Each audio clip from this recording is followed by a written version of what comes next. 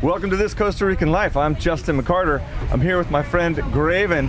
Greivin, what's your last name? I forgot to ask you. My name is Greivin Marchena Marchena, and I'm a citizen from Potrero. Born and raised my whole life down here. Just having made my life through many years and seen the changes of many things in life. I guess you have. Well, we're going to talk about those, but first we need to, this is a conversation Attitude adjustment over a couple of beers, Greivin, and I'm still trying to get that Florida, sponsorship. So, would you like a nice cold Pilsen? Of course I do, sir. You never say no to a nice and cold beer, especially right here on the ocean. Right. My rule is never refuse a beer and never insist upon one. Cheers to that nice. Salud. Great to have you here. Yeah, me too, man. Thanks for inviting me. Greivin, can you just pull that mic a little bit closer to you for me, please? A little bit more. There you go. A little bit more. Is that good? That's better, thank you. Nice and tasty, man. Oh yeah, man. That's how we do it. All right, so you grew up in Potrero. Yes. Okay. The story starts like this. Okay. As I was younger. My mom had me, and then long short story. Yeah, it sounded like it was going to be a long story. I have a father, but he's from Potrero and he denies me as his son. So my father and mother has always been my mother. So she's the one that has raised me, and she's been both to you. Yeah, and taught me a lot of, great things, how to be a man, and then toughen up. And we were working since we were like 6-7 years old. They used to put us go in the fields, pick up this, clean the lot. Well, I was gonna do my intro. When you kind of stole the whole thing after I didn't know your last name, and. I always call you, when I talk about you around town, people ask me about your business, chillaxing or other stuff. I always call you the hardest working man in Potrero. Yeah, there's things that you got to do in life, just gotta learn how to really make yourself, to be successful. And, it's always good to have great things, be able to, do whatever you kind of feel like doing, so. Yeah. Yeah, like I said, so, my mom took me down. We used to live way down. It's called Corralillo by Philadelphia. And the river? And the only source of income there was like sugarcane, the cantaloupes and watermelons, and then the rest you have to, like, let's say trade, like the old good old days. Like, let's say I have fish, you got rice. So we trade fish for rice, beans for this, or work for strictly food, trade, right? Back in the days, man. And I don't know that those were the good old days. I mean, maybe to a certain extent. But back then, life was different. For sure. You know what I mean? And then how old are you, if you don't mind me asking? I'm 37 years old. Yeah, I'll be 38 you don't look a day year. over 36. Yeah, I know. Well, I try to keep it up. But so mom took me there, and then finally she decided to move back over here, because that's where I was born in Santa Cruz at the hospital there, and then my whole family's from Potrero. And then so we moved back to Potrero, and when we moved back, it was really tough, man. Like, I'm gonna tell you, when was that? I was like probably like almost. I was like 7 years old, because I remember I was just going back to school. That must have been like 30 years ago. 1990, 1980, 87, something like that. 30 years ago. So we moved back here, and it was really tough. We didn't have nothing to eat, man. Sometimes we just ate, beans. Sometimes we just ate rice, and sometimes we just go get some plantains and, just make it, man.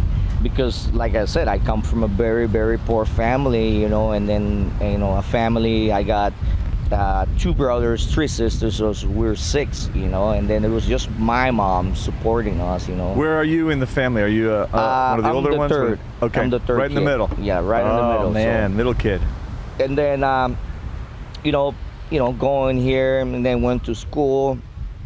Like I said, I always like, buy me things, and and I used to do help how you say, my classmates. So maybe they buy me like, you know, like an ice cream or we used to call it bolis. Bolis are the it's like a what do you call those, Kool-Aids, but in a plastic bag. We used to call this like an icy or like or the frozen or non-frozen or Otter regular. Pops. When I was a kid, that was the brand name when I was a kid. So that was just like sugar water in a sugar tube. water, but that was like, you know, when we go to our recess, that was the thing, you know. So we used to share, and I helped my friends, so they used to buy me because I barely don't had any money. I remember that, you know, my mom could barely support to buy us the uniform and shoes and stuff like that, and I didn't have no money, so I was always trying to trade or do something to get something, you know. And then you know, going through school, I learned, you know, help my friend, you know. He used to I remember we used to fix bicycles. Yeah, we used to paint bicycles, fix them all up and stuff like that, you know. I made a little money, and then my friend took off, and then I started helping a good friend over here. It's called Marvin. He has Bomar tours. He used to do horses, you know, because I kind of grew up a little bit with, you know, cattle too and all that stuff. So. So you helped with the horses and the tours? So, yeah, and the tours. So I made a little money. You know, I used to remember. But this was still 20 years ago, right? There can't have been that much tourism in the area. Were you working here in Potrero, or were you working over in Brasilito? No, just Potrero, man. But I mean, we still had a little bit, not as much, but we had people coming in, you know. So he was kind of doing the stuff, and then you know, just, you know, trying to make my way. And then I remember I was like 8 years old when the first Americans were starting here. We used to play baseball, softball. Yeah. So they brought, you know, a big bag of gloves and baseball bats, you know, and all that stuff. And so we were kids. We had so much fun. So that's when Greivin came, because my real name is Greivin. Yeah. And just because they could never pronounce my name in anything, they wrote Gravn, so Greivin. So since that, 30 years ago almost, I just told everyone Greivin because it's easier, because they say Greivin, Greibon, so that's how it kind of started it. So I started playing baseball, and I like the people were here. They used to be some foreigners, you know, Americans. Yeah. I remember. Is this the point? Like, you're 8 years old, you've been in school, but probably you don't speak English at this point. No. I was starting, you know, and then funny story. This is how my story starts. Okay, this is the nicest story. So, you know, I was playing, and with my you know, the people, the kids, you know, and then they all were speaking English, and I was like, hey, you know, what the heck is this, you know, English? And I was like, all right, whatever. Blah, blah, blah. So go to school, and then I remember that year we had our first English teacher. And the guy showed up, and we're like, what the heck is this? Who are you? Just come on, man. This is not for us, you know. We were never taught that English was one of our second language. If you don't speak it, you pretty much don't do much around here, you know. So we hated the teacher for like 2 years, okay. And what happened was that I remember one day I had a little bicycle. So I go down, you know, Las Brisas, the beach bar, but it used to not be as it is right now. It used to be like where my gift shop is, right there where my gift shop is. Used to be just a bar. Really? That used they to be expanded just out there. And then I will tell you the story afterwards. So that little corner right there where my gift shop is, that used to be just the bar, and I rode the bicycle down to the bar, and I go around the bar and back to the beach, and I see one guy speaking with 3 American guys, and this is a Costa Rican guy.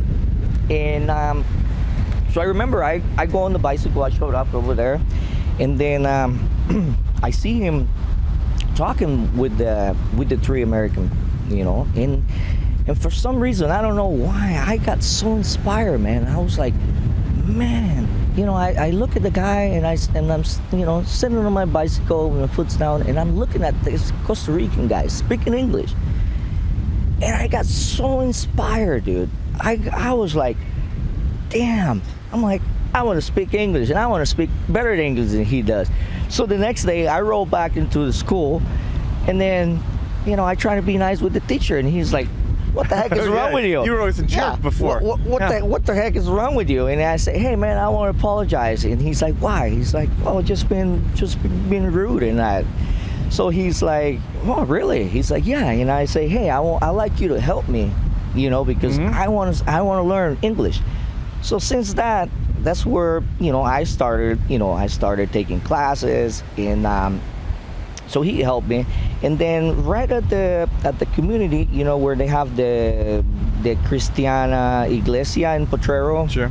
Okay, so they used to have teachers come there and teach, school. So I didn't have no money to pay for the class. So what I used to do, I used to pick my, just go in there and pick through the door.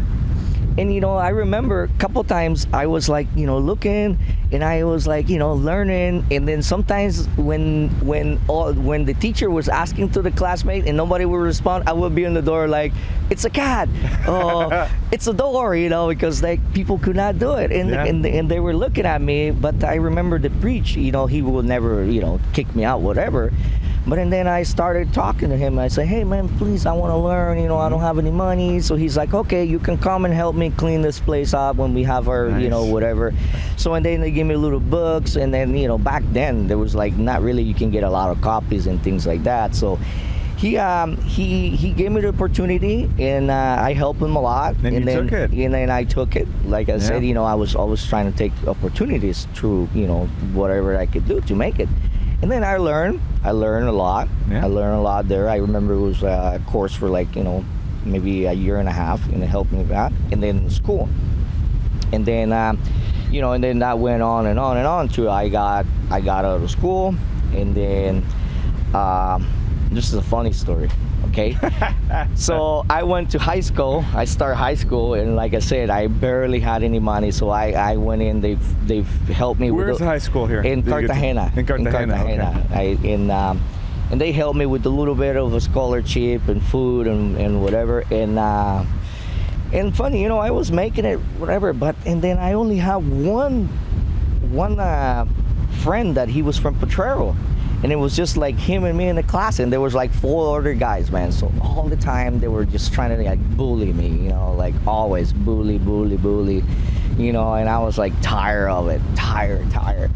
So man, I was so pissed. And then one day we're like out, they had the pigs, set up, whatever. So they made us over there go clean up. So I got a machete and I'm cleaning up, and these guys are throwing rocks at me, and I'm just like trying to be peaceful for whatever. So I'm like, okay, I gotta go sharpen my knife up, the machete. Yeah. So I go into the bodega, the storage, whatever. So I get in, and they lock the door on me. I was furious, dude. So I get out of the freaking thing from the top of the roof, and then I don't know how I grab one of those guys, and I put it through the wall, and I just like, slammed the machete right next to him, and they check it out, and they just went straight to the what do we call the direction, and tell the guy. So I got kicked out of high school. Okay. To the principal.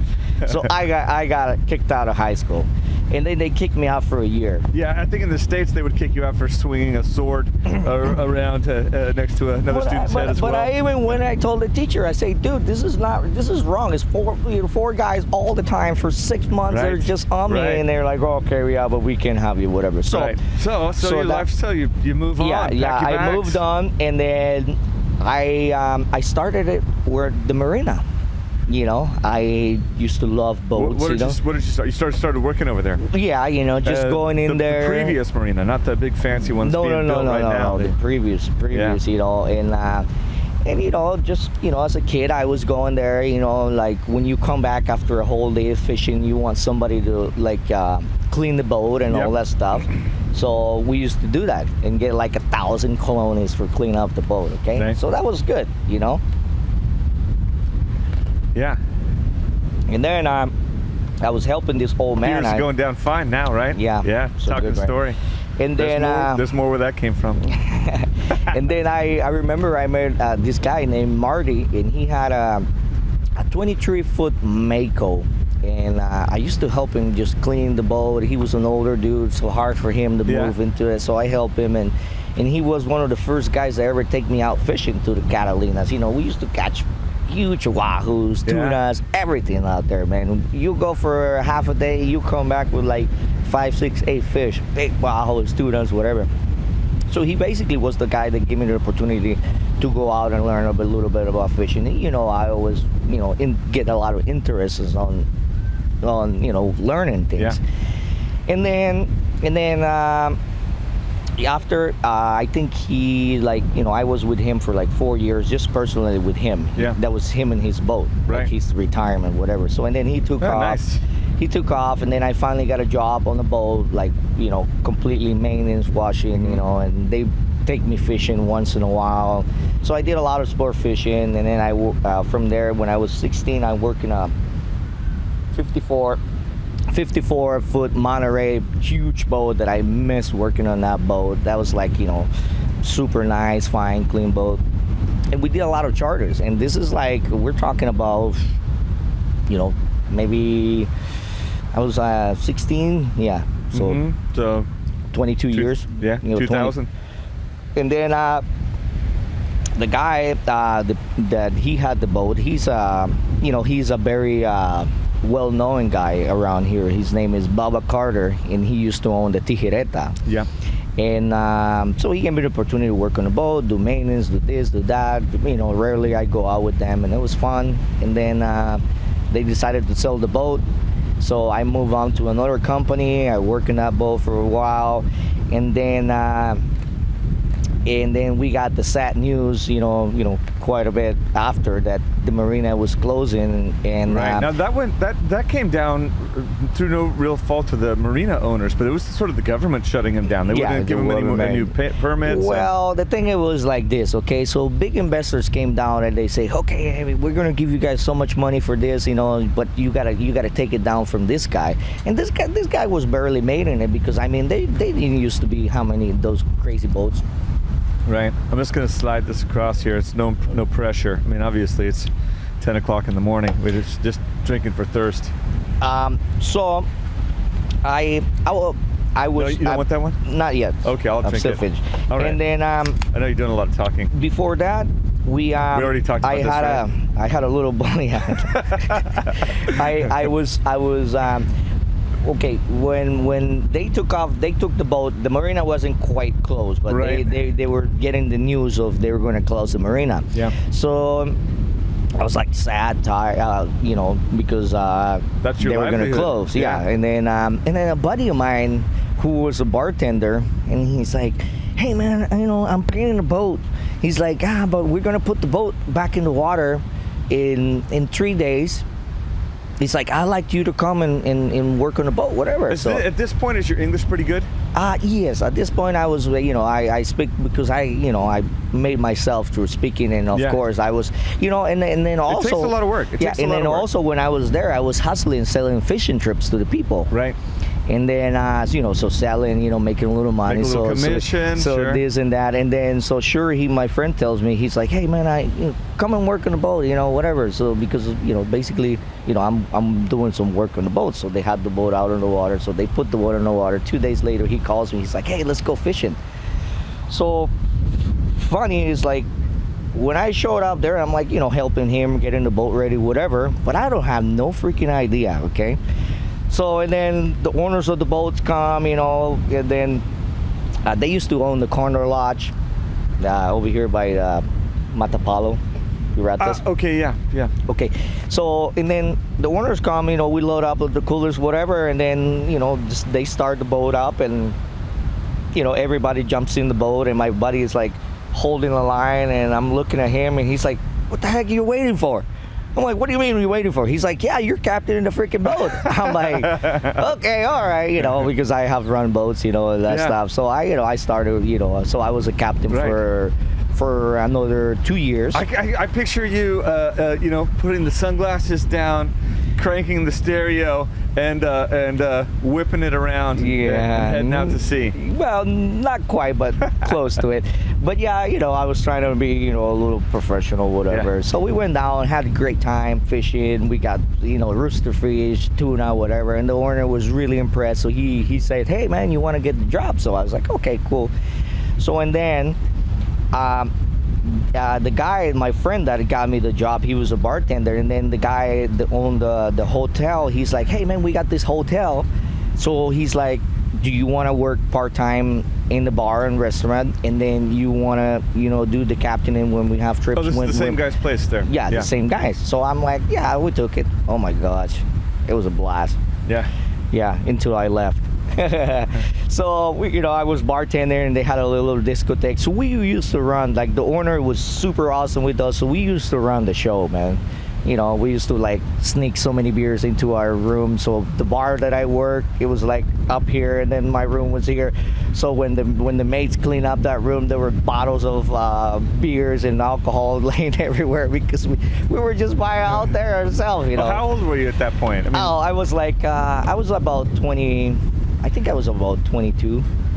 So just getting going, and then first rolling in, partying, all that stuff. Right, and so. you're making a little bit of money. Let's jump ahead a little bit. When we were going through quarantine and coronavirus in this area together, but I've known you for about 5 years. 7 years since I moved to the area. Yeah. I remember you from the Serendipity. Oh my God, that's right. In fact, I remember a story. I didn't even think about this when we were talking about it. So I used to run Serendipity, 50-foot monohull, Beneteau, beautiful boat.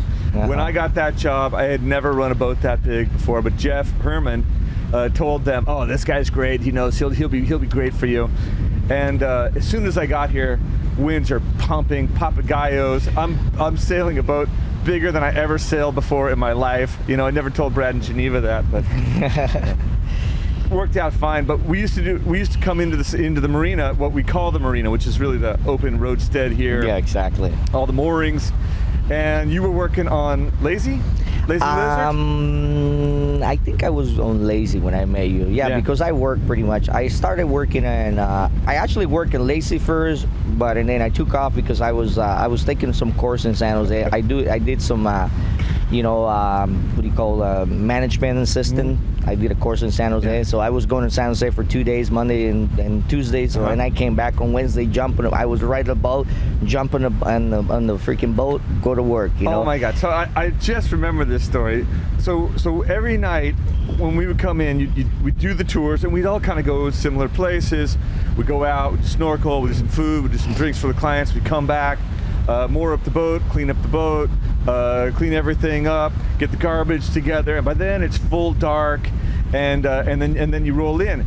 And Lazy Lizard always had a bigger ponga, you're right? Yeah. And we on Serendipity we had a small one, and it was big waves one night, and so we went over after finishing cleaning up, and we were like, hey man, can we get a ride in? Because you guys would sometimes give us a lift in, and it would make because big ponga. Yeah. It's a trade-off like there. You know what I mean? The swell was, I don't even know if you probably don't even remember this story. Swell was huge. It was breaking right on the shore. It was big swell, full black at night, and we get over there and like, hey man, can we get a ride in? And you guys are all hammered. You've been drinking after the tour, and you go, yeah, man, we want to ride in. Let's go. And so you guys all jump in our boat, and it was Bismarck. I don't know if you remember Bismarck, and it was like a point of pride. And we're like, okay, motherfucker, we're gonna go in. So we had me and Bismarck and all you fools in the boat with all the trash and everything in our tiny little boat, and we come into shore, and he got us in. He came in. We took a wave over the bow. The boat half filled with water, slid us up the beach, and we all got our stuff off, and we bailed the boat out. We made it, but it was we went over to ask you for a ride, and you made us give you a ride in. Yeah, I know what happened, but we paid it back after. Yeah, absolutely. No, you guys were always great with us. Yeah. So yeah, and then going out, and then from there, what did I did after that? Oh, after working at over with Lazy Lizard, and then you know, I tell the guy is one of my greatest buddies, but we always call him that he has a plastic heart. So, you know, we got a little upset about him. So I used to play. I love playing Texas Hold'em poker, and I used to go to down to what's it called, Langosta. You go all in with so much bullshit, man. Yeah, I know. Shit happens. Eh? But anyways, I met Ben from Sharkies, and then we used to play. He used to play poker with. He used to play poker with us, and then he'd be a good guy on the podcast. Actually, he'd be great. Yeah, and then.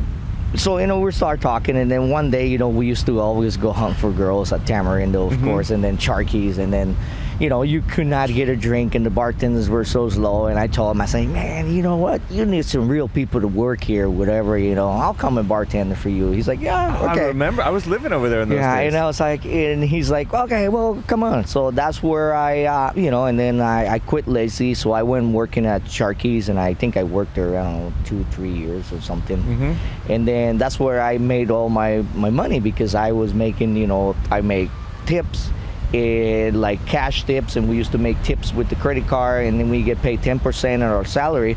So for like 2 years, that place is the most popular bar. Yeah, and it was Tamarindo, good. Spilled out onto the street, was busy all the time. For 2 years working, I never touched my tips, my salary, and my 10%. For 2 years, dude, I lived on my tips, on my cash tips. Yeah. And then my cousin here in Las Brisas, Douglas, he's my cousin. My uncle owns, you know, Las Brisas. You know, my father's uncle, but you know, let's not go back about that. Dude. All right. And then, so he made a like where they used to have a little game room in Las Brisas. They took that pool table and a foosball, and then they made it into, you know, a little gift shop. So the story is, I was talking to one of my buddies. He was the DJ of the ladies' night. His name is Fabian, and then ladies' night at Brisas was, and I hope it comes back again, because it was the biggest thing in the area every Wednesday night. Yeah. Everybody would go to Brisas. Started at 10:30 at night, which is so much later than anything else in the neighborhood. But it was the only place that young people could go and really party down. And then, you know, but before, I didn't say the story, but I worked in Brisas before, you know, before I did Lazy Lizard, whatever. I was a bartender. We can't go backwards, only forwards. No, I know. So I was talking to my cousin, and then I was going with Fabian, because we were going to open the gift shop together. Okay.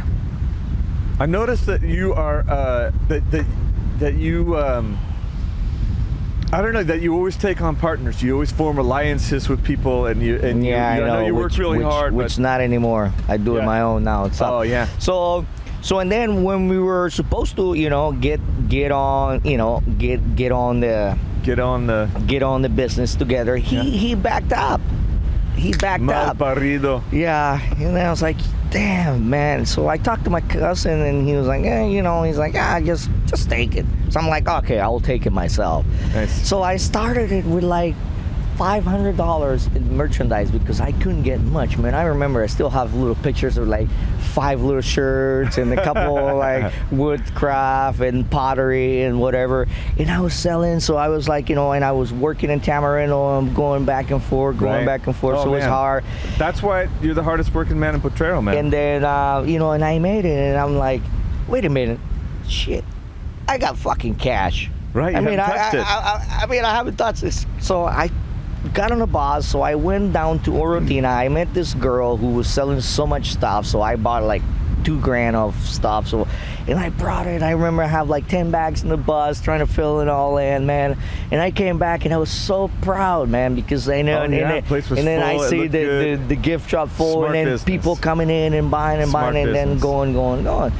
And then that's how it rolls. And then I went, you know, I say, hey, you know, I was working in Sharkies, and I made a lie to Ben, and I said, you know, we're filming this, right? Yeah, I know. So I said, hey man, well, it wasn't just because of lie. It was because the manager of the bar, he was such a jerk, back then. And it's like, this is why we get so pissed off, and I get so mad when I used to work with people, because the more you give, the more they want, and the more they give you shit about it. You know what I mean? Because you're working so hard, and then just little bitty things that happens, it's a big deal. And I'm like, why you guys only concentrate on that little bitty things of the biggest things that we do, man? Load up, keep everything, nicely. I took care of like the beer countings, everything all the time, and keep everything straight up.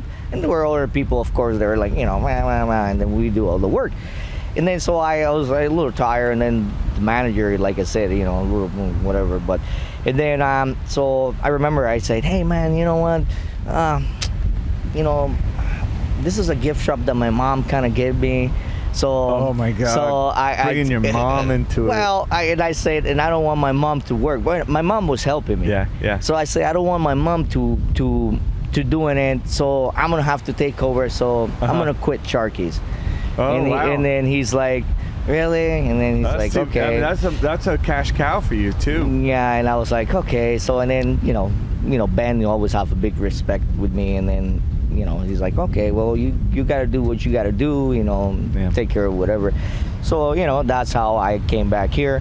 And then I started working, at Las Brisas. So I was right there, working and had a girl to work in there. And then,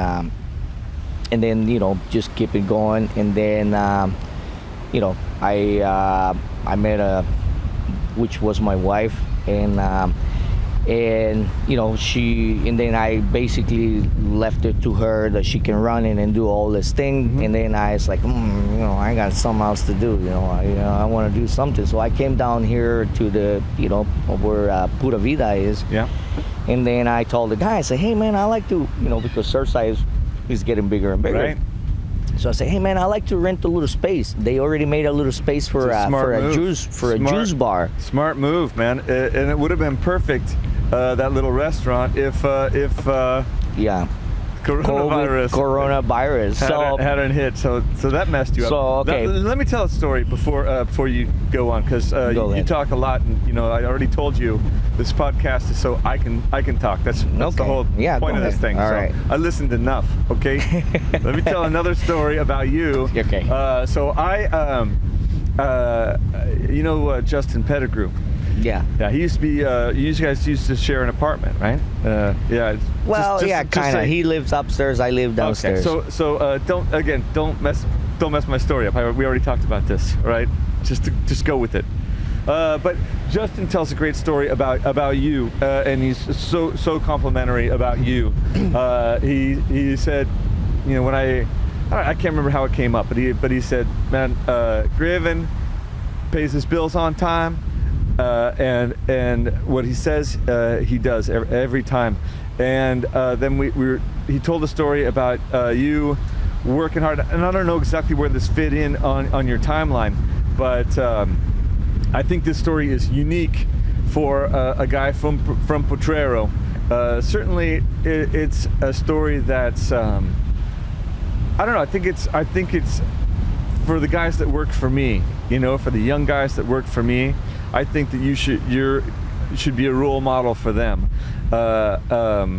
because you've expanded your, just the way you look at life and the way that you do things so much. So the story is that you worked the whole season, you worked your ass off, hustling, working, paying your bills on time, and going to work and making as much as you can. And then slow season came around.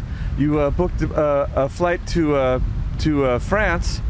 And flew to France without speaking French, and rolled in and spent a month or two just hopping around hostels and did something super different. How did you ever come up with that idea, man? How did a kid from Potrero ever come up with that idea? Yeah, that's a long story. Okay, so don't make it too long, man. I was. We only got 2 more beers left. Yeah. Okay. Well, we can probably order more from the bar, so that's not bad. So what happened was, like how I was an adventurous, kind of going there. So I was ready to pull the trigger, and I was like, I want to go either learn how to make the best pizza or gastronomy, because I always like how to cook. So and then you know, I met a girl. Okay. A lot of stories start like that. Yeah, and then I met a girl, and then you know, we were together, well, 5-6 years, I think. And then you know, after the first years that she was down here, you know, she's like, well, you know, it's time for me to go. And I say, well, I'm gonna go to Europe. I like to go. And she's like, well, you know, if you go, you got to pay for your own shit and do all your stuff. And I'm Sure. like, well, yeah, I mean, I'm not relying on you. But she's like, but you can stay in my place. Okay. You know, you don't have to pay for, you know, place, whatever, because she lived with her mom, and mom was okay with it. And so went there, you know, spent the first 3 months. Dude, ate like king. Oh man, you were in Paris? Yeah, but that wasn't the nicest part of France. Yeah. Now they're too, I don't know, they're very weird. They only look down. They never look in front of you. I lived in New York, in Brooklyn, man. I don't have any problem with the Parisians. Yeah, I know. And then Food is good. but her family lived far away. I think well, it was like Normandy, you know, oh my gosh, in Brittany. dude, I oh, that's the best seafood in the world, man. So Normandy, you know, I went to see all the Omaha Beach, you know, where the word. Sure. I went to see the whole United States where the word, Wow. all of that. So I experienced that. It was a blast. And Not then, for those guys, but yeah, I know, but it was nice to see, you know, Sure. you know, feeling there and seeing like a couple 100,000 people already dead over there, you know. But yeah, for the pour one soldiers. out. Yeah. And then it was nice, you know. And then so she lived really close in the middle of, like, you know, Geneva, Switzerland. But Yeah, she was in yeah. France. It's called Divon-les-Bains. Wow. So yeah, my mom lived in that area when she was young. yeah, so like the Lac Lemon, you know, we used to sail on that lake, and there was a blast. And then she had to go to school to the university, so she had to move to Lyon. And Lyon was fun, Great man. I city. used to ride bikes all around that city because I didn't have work there Oh by my then. gosh, riding bikes. There's a Michelin star restaurant. Yeah, there. dude. There's like, dude, the best restaurants are like, they call them the bouchons, which is our Lyon, like their gastronomy. Like Paris, the food was bad, dude. I tell you what. And I remember my ex-brother-in-law. I asked him, because he was a culinary guy, you know, like a critic, whatever. And I asked him, I say, why the food here basically sucks, man? And he's like, because you know what, Greivin, Paris has the most, you know, tourists in the world that they don't care. You go there, eat once, and then you're out. So he's like, so, you know, they don't really care how, you know, if they prepare the food. I mean, in some places it was okay, but I was like, man, I heard so many great things about, you know, I found some good food there, but Yeah. I understand what you're saying. You know, and in the smaller towns, yeah, and they're smaller, cooking for the people that come all the time, and everybody's a critic. The bouchons in Lyon, man, I tell you what. So, and then I was riding a bicycle, boom, boom, boom, up and down, and one day I showed up to this, you know, the kebabs. They have the, you know, like tacos al pastor that they call it. So I went down to this little place, got a you know, this like a wrap, like a wrap, yeah. And then it was for like, you know, $6, and I always, you know, how I am. So I start talking to the guy, and he's like, hey man, you know, like this. So I told the guy, I say, hey, you know, I've been here a month, I don't have nothing to do. He's like, hey man, I got a friend who transport kebabs. You know, they go to the port of Spain and pick them up, and then bring them up here and distribute them a little bit. And then France and Switzerland and Italy. So I'm like, yeah, I'd be interested. He says, yeah, he needs a win, man. So I'm like, okay, fuck yeah, let's do it. That's me. So I got on, and then so I started working with that company for 3 months, and then I came down to Costa Rica. And then, so when I went back, her brother was working for the French Alliance in Lyon. Sons of Summer. I'm one ahead. You've been talking so much, you can't drink. I understand. I'm fine. Hey, no rush. Take it easy. So that's how it started, you know. So I went, I started working, you know, back and forth and doing that thing. So they got me a working permit, so I could have, you know, dude, we used to drive for like 15, 16 hours a day. They're like, you see just highways, and you're like, oh my God, I want to get here, sleep on the truck or whatever. But yeah, so that's how it ended. And then I came down to Costa Rica, and then, you know, things got complicated, and she just like wanted, well, I asked her to marry me. Okay. But her friends and her family says, oh no, he just wants a green card, whatever, blah blah blah. But after 6 years, because I used to do 6 months there, 6 months here. You live in the most beautiful place on earth. No, man. I know. It doesn't have good cheese. But I didn't want to. I wish you had become a cheesemaker. Well, that would have been the thing to do. You could have come back and started a cheese company in Costa Rica. Cheese here's not good, bro. Yeah, that's one of the things, and I don't know why it's so expensive either here, man. I don't know. They got shitty cheese and then they got dairy. Good cows and good grass. That's what I always said, but it's changing a little bit now. Well, so going back, so we ended up splitting up. And then I was like, okay, but I learned a little bit. Oh, so another thing, I used to go down to the bakery where I used to get the bread. Mm-hmm. So I told the guy, but I used to go by myself. I said, hey man, can you let me come in? I don't charge you nothing. I want to learn how to do a little bit. And he's like, fuck you. Who the fuck are you? Whatever. And then I remember one time I showed up with the ex, and she was like speaking French with the guy. He's like, oh. Like, you know him? He's like, yeah, he's my partner. He's move here with me, and the guy changed his mind. He's like, oh, okay, cool. Okay, nice. So he's like, yeah, well, he asked me the other day, and I say no, and I feel rude about it, but I didn't know they called me. I was from Middle East, like an Arab. Because I always wear the beard, darker guy. So they thought I was from Morocco or somewhere else. Every time. Salam alaikum. Every time they always tell me, "Are you from Middle East?" I'm like, "No, I'm from Costa Rica." That was the greatest. That must have blown their minds too. The most amazing thing is when you say I was from Costa Rica, they'll hug me. They're like, dude. Even the cops, when they see my passport, they're like, Costa Rica, yeah, dude, I've been there. This is the place. Dude, I got away so many times, like big roadblocks, whatever, and they're just like, give you the passport. Yeah, Costa Rica, pura vida, man. And I was like, whoa. Kind of like fun, like I was like, I'm gonna rob a bank. Yeah, just like so he gave me the opportunity. So I went there a couple months here and there. And nice. Then, you worked in a. No, I didn't work. I was just watching and helping the guy. I don't really call it work. It was like a learning experience. Sure. And then I moved back down here, and then like I said, I started working on the boat and then stuff because we split up and things like that.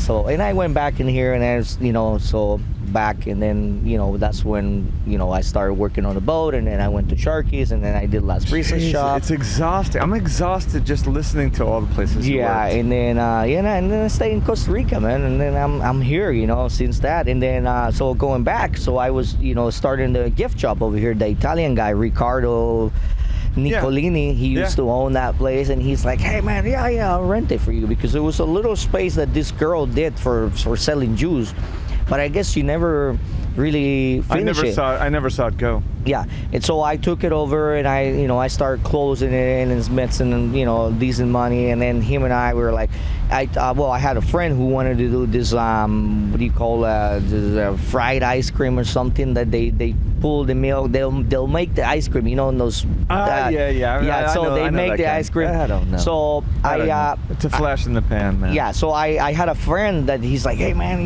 let's do a little coffee, whatever, ice cream. So I told the owner, I say, hey, let's do I want to do a little coffee ice cream thing real quick. And then he started looking at me, he's like, he's like, you know what, if we were gonna do it, let's do it big. And I'm like, oh, okay. And that's where, I always have skills, tools, whatever. Yeah. And then I had a friend of mine who was But you started from, what, we since I've known you, you've had a sport fishing boat your partner's on. You've had the gift shop. Mm-hmm. You've had the restaurant over there. You now you own Chillaxing. We haven't even talked about Chillaxing, which I would think we should. There. But we don't. We only got one more beer, bro. So unless you're right, unless we order more, it's a slippery slope. All of a sudden, it's 3 hours have gone by, and we're in Fatiniza land where we've had 6 chiliguaros. Well, I mean, I got a meeting this afternoon. Yeah, we don't really have to get too crazy. But what I'm saying is, then COVID came. Yeah, that's what I was gonna get. Okay. So the coffee shop started it, and we did good. So we opened, that year, and then freaking COVID hit. So I was getting married. It hit hard. It devastated this area. I got married the day after the first. I got married March 7th, and March 6th was the first COVID case in Costa Rica. March 6th, I remember. March 17th, we closed down here. And then March 7th, I got married, and there was a big party, whatever. Boom, boom, boom. And I wasn't invited. And then the next week, well, you were, but something happened. I don't know. So the next week, all of my friends, dude, I had over 200 people on our wedding. You know, mostly like friends and all that stuff. We had a blast, whatever. So the next week, all of my friends are leaving, like Canada and the States. Everybody freaking the fuck out, dude. Just like, oh, we gotta go. And I was like, holy Christ. And then I was like, okay, And then my buddy, one of my greatest friend, James Rackham, Jim. Yeah, he's Jim member. Rackham. Yeah. He came down and then he's like, okay, Greivin, let's go remodel my home. So so the guy that I did my coffee shop, he taught me a lot about welding, whatever. So we did his pans and we did more stuff, when I had to shut down my restaurant. That's how the Handy Tico came along. Sure. Well, no. Is that the name of the business? Yeah, Handy that's Tico? Handy Tico. That's my business name, my construction and remodeling. And then I was just doing a little bit for him, And then, I had to close my coffee shop, little bakery that we used to do. So I'm like, damn, what am I gonna do? And then my wife and I would start talking about it, and we're like, okay, well, let's sell bread, because we had to close the gift shop, whatever. Yeah. So we start making pastry donuts and berlines, and then we make pizza bread, and we make calzones, we make so many things. And we used to just roll down, bam, bam, honk at people. That's like when you came to my house. So Patricia and I were just hanging out at the house, like quarantine stuff, and then those days there was no interaction, right? You didn't see your neighbors, anybody that you wasn't like your closest two friends, you didn't see anymore. Yeah. And so you coming down our street, honking the horn and saying, hey man, I got calzones, I got donuts. Like, that was the biggest event of the whole day. Yeah, and then we used to do it Monday, Wednesdays, and Fridays. So I was doing my work, and then when I quit my work at noon, so I go home, have lunch, and then we start leaving at 1:30, 2 p.m. because before the coffee, people want to have something with the coffee. And then it worked out pretty well, and then we did it, and then when I finished remodeling my friend's place, older friends wanted work, and I did this and I did that, and so I started buying more tools and things like that. So that's where I spread up, and I was working with one guy, and then I have 4 guys. Now I have 16 guys that work for me. The majority of those guys are up in Bihagua these days, right? Is that true? No, we are in Arenal. Okay. Arenal. So I have a little bit of I got a little small. Well, 10 acres farm, you know what I mean? Come on. So up there, and then sometimes I just go out there, and I rarely tell this to people, you know what I mean? I try to keep it on secret. Nobody's going to see this podcast anyway. And then, and then that's how the company grew. And then I met up with this other guy that I work for a lot, and right now mostly for him, Mike Wayman. And then he gave me the opportunity to take over, his project, and then he saw what we did. What's his project? Well, he owns a bunch of condos here, but here, that's how we started. And then he bought a property in Arenal overlooking the lake, and he's got an old house, so we were completely remodeling the whole thing. And then we have like a pool, another house, and 8 bungalows, commercial. Man, after living in Potrero and in Guanacaste, in this part of Guanacaste for so long, it's so hot. It's so it gets really hot. Dude, it changes like every time I leave home, when I go up there, I go there 2 or 3 times a week.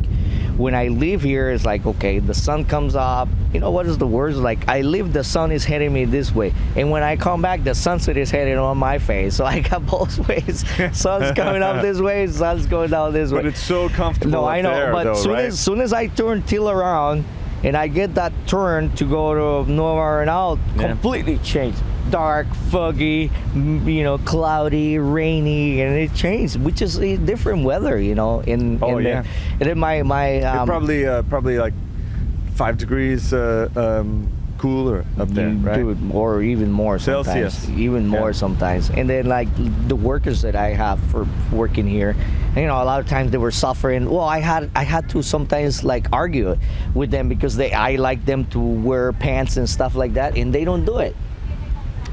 They don't wear. I'm sorry. This might be breaking news. Your employees don't wear pants.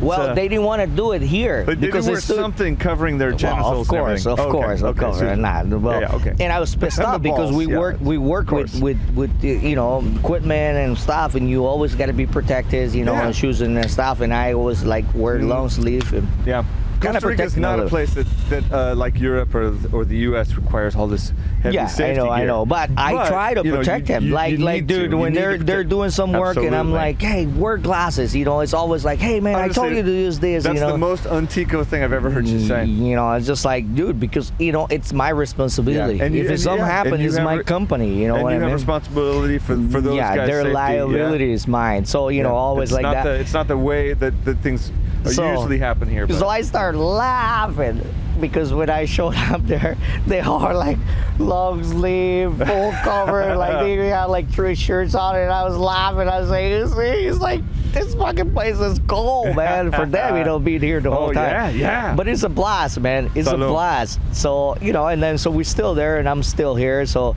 you know, like what I said, everything has changed, you know, and then when we were, you know, right after finishing COVID, I knew because I was gonna buy that Pura Vida, I was gonna buy it, and I knew the guy. I knew something was funny because he didn't get back to me in a while for, you know, this COVID, and I was, you know, paying the most I can, bills, whatever, you know, because I had people, I had like, you know, apartments back there, so I had like 8 apartments and people were there, but COVID hit, everybody just blasted. Yeah. I even had people didn't have any rent. Listen to the story, okay? So I had one guy who was staying there. He could not pay. He was roommate with this other guy. He couldn't pay for rent. He was a bartender at Amigos Tacos. Okay, selling tacos, whatever. So I told the guy, I said, man, okay. I say, well, I got work for you. I say, because I had work. You know, I say, okay, come and work for me. You know, I'll pay you half for you, and then half for rent. So I take the guy down. You know, he's like just using a sander, you know, sanding wood, whatever. You know, the first day he's like, I don't have any food, so I take him to my house. I feed him really good, nice chicken soup, whatever. I'm like, I'll make you something that gives you a lot of power, whatever. Tico guy. You know, he's Tico. And then, so the next the afternoon he shows up. He told his partner, he's like, oh man, he puts me to do so much work, whatever, and I'm just like, oh, boludo. I'm like, dude. And then the next day he showed up, so I make him rake leaves, burn fires, you know, whatever, you know. He's still like sanding and doing things, so he shows up the next day, he's like, oh man, I can't do this. Where's this kid from? Is he from San Jose? No, he's from Santa Cruz, actually. And then the third day he doesn't show up, so I called the guy. I say, hey, what the fuck, man? He's like, you gotta pay rent. And he's like, hey man, I have to tell you something. This is not work for me. I'm just a bartender and my hands are so fucking sore. And I just look at it and I say, well, you better fucking find a way to pay me the fucking rent because you're behind 2 months. Yeah. So and then that started, you know. So I was feeling funny with the guy. So one of my greatest friend that is the owner of Chilaxin. His mom is the owner, and then they had Bedka before. There was the owner of the property. But yeah, the property. Yeah. Well, they had Bedka. You know, when Smoking Pig, somebody else came, and then you know they opened one day and they closed 2 days. They opened one day and they closed 2 days. Oh no, I didn't even know that. Yeah. So I thought that you were right after. No. After the Smoking Pig came Bedka. So I went in. My buddy came down here. They didn't make a big impression because no. I'm a local guy. Yeah. So, and then my buddy shows up. That's her son, the property owner. So I told him, man, and he, you know, we always talk with friends like, hey, what the fuck, man? And he's like, what are you doing? Look at that fucking place. It's already closed, you know, like, what the heck? And I say, joking, I say, hey, just rent me that freaking thing, you know what I mean? Just rent me, because I was kind of feeling a little funny about this guy over here. And then, sure enough, my buddy says, oh, well, we're trying to get this guy out because he hasn't paid rent, whatever. And so I'm like, all right, whatever. So, you know, the day that he called me, he's like, hey, so come and talk to my mom about the business. The owner of the place calls me. He's like, hey, Greivin, I got sad news for you, but I got somebody who wants to buy the property right now. He's going to pay me half of it and whatever. Right. So I think you have to move out.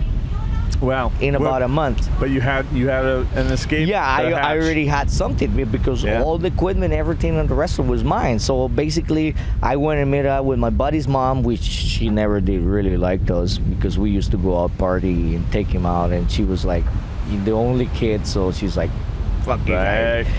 So I was impressed that she said, yeah, let's meet up. Right.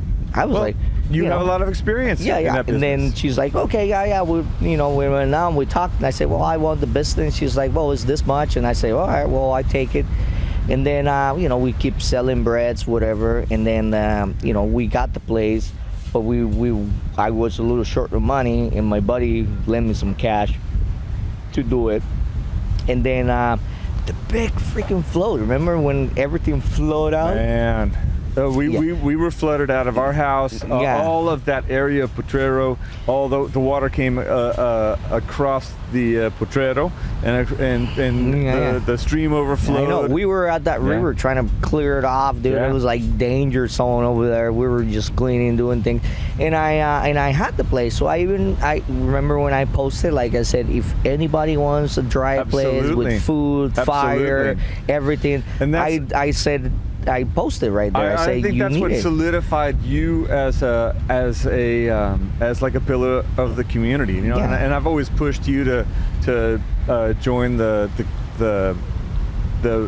ADI when we have the ADI and the Owners Association here. I think that you'd be great for that whole project. And I tell you, it's I don't want to be saying something that I don't want to hurt anyone, but there's a thing around here that if you're not 100%, but if you're not an American to come here and spend a business, a lot of people follow their gigs. For a Costa Rican like me to make it, it's tough, dude. And I have and one of the greatest things I have that I see, I have a lot of people that don't like me, but it's their problem and my problem.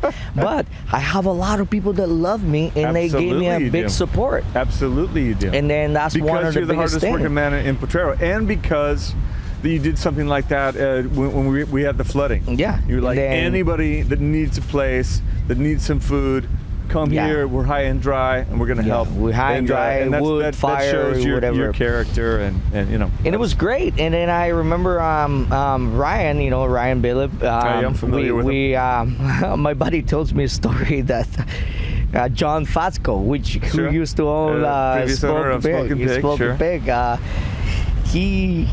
His wife and his daughter are coming down because they moved to San Jose. They're coming down, and they're like, so he tells his boss, he's like, hey, can I borrow your car, whatever. Sorry.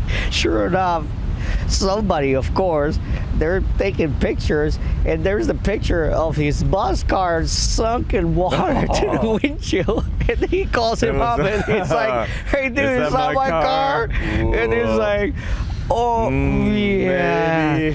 And he's like, He's like, well, don't even worry. It's not your fault, whatever. At least you got a cool boss, whatever.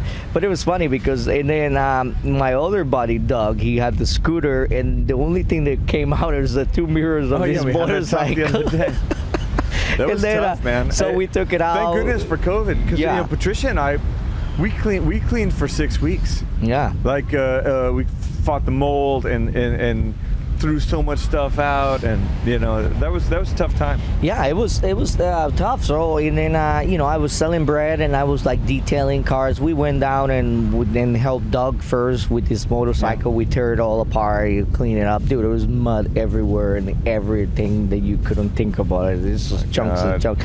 And then John came along, and we were just over there laughing and drinking a beer. And he's great. He's my favorite Republican.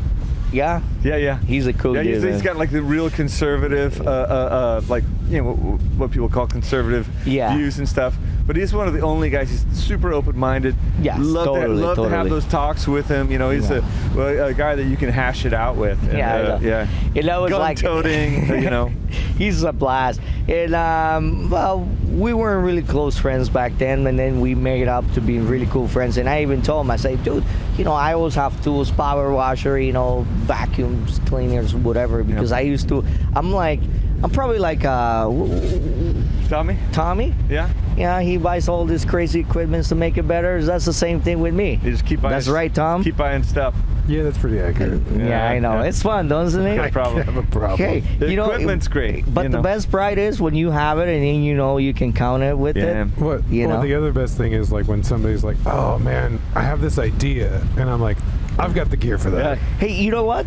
You know what is so hilarious that TJ's wife, Kathy told me the other day that she says that I'm gonna make T-shirts that says, you gotta do. Hey, you know what you should really do? You know what you should really do? You know what you should really do? I got a guy. There you go. Yeah, that's a good one.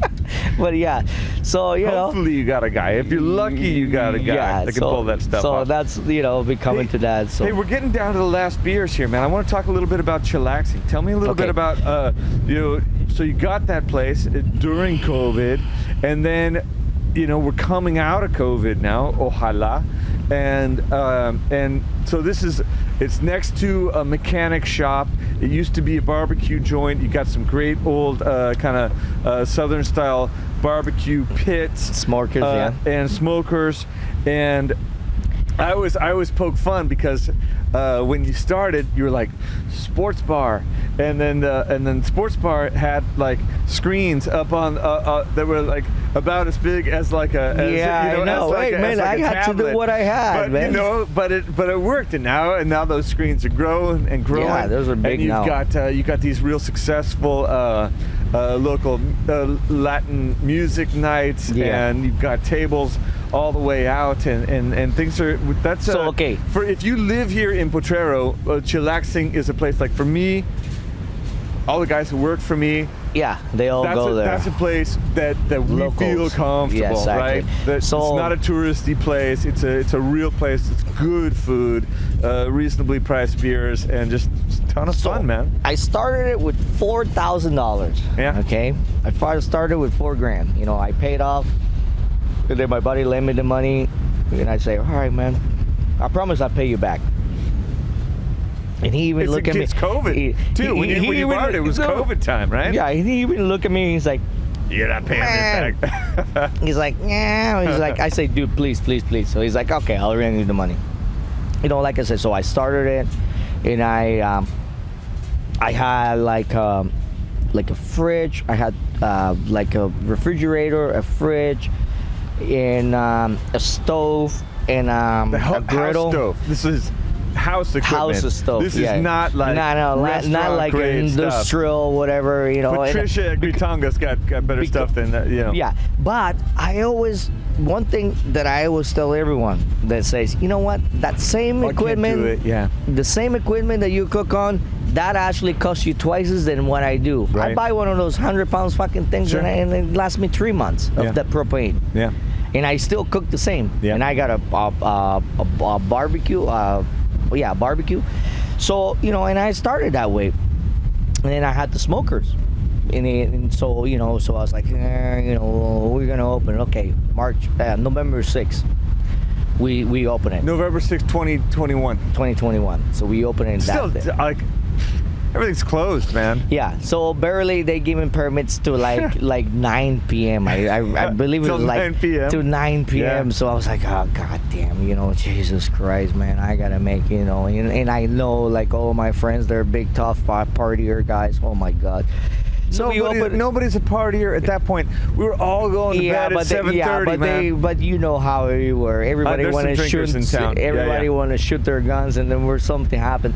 So that's I remember a very gringo phrase. So I put the barbecues, the smoker. I mean, it wasn't as perfect as my ribs are right now, but it was like, you know, it took me about 5 months to get to the point that I wanted. But that day, everybody had a blast. They came and they congratulated me. And everyone wants to support you. Yeah. Everybody in this neighborhood wants you to succeed because they've known every one of your other businesses, you know, and you're an honorable guy, you know. And then, you know, I get going, and I was like, okay, you know, I bought another fridge, I bought this, I bought that. So after a year, you know, I closed down in October, and I said, you know what, I'm going all in.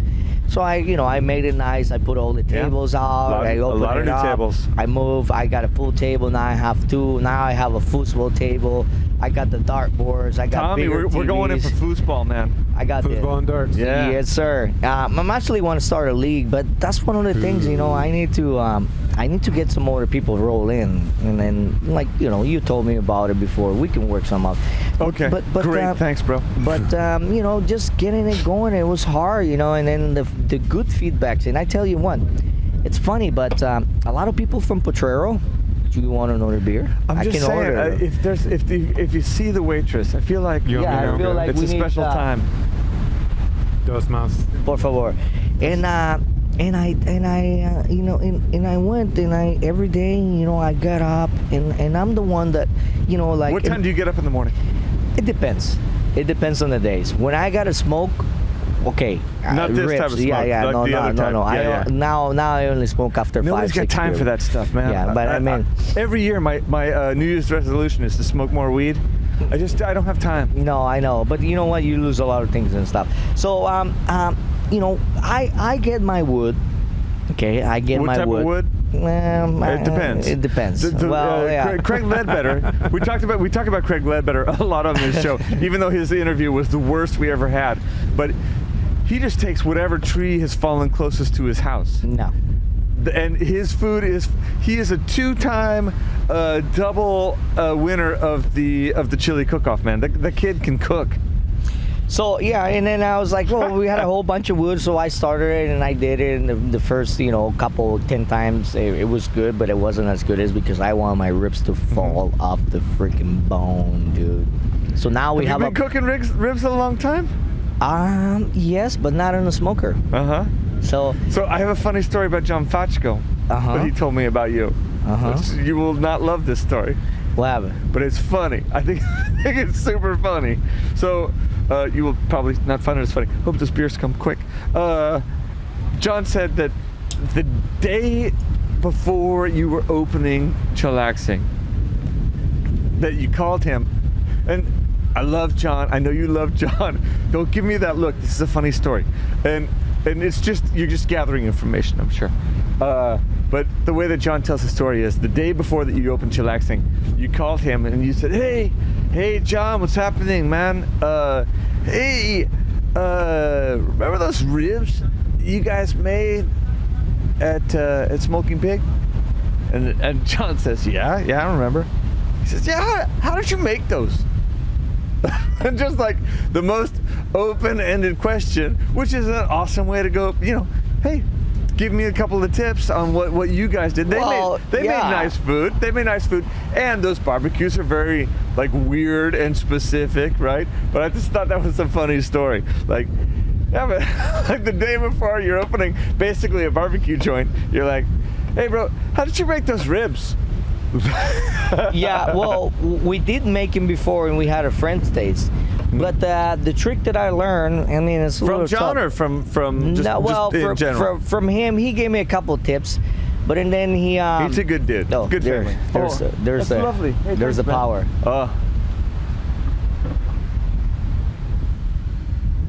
All right, and again, And then, these beers, and thank you, Florida and Imperial. Great future sponsors of the show.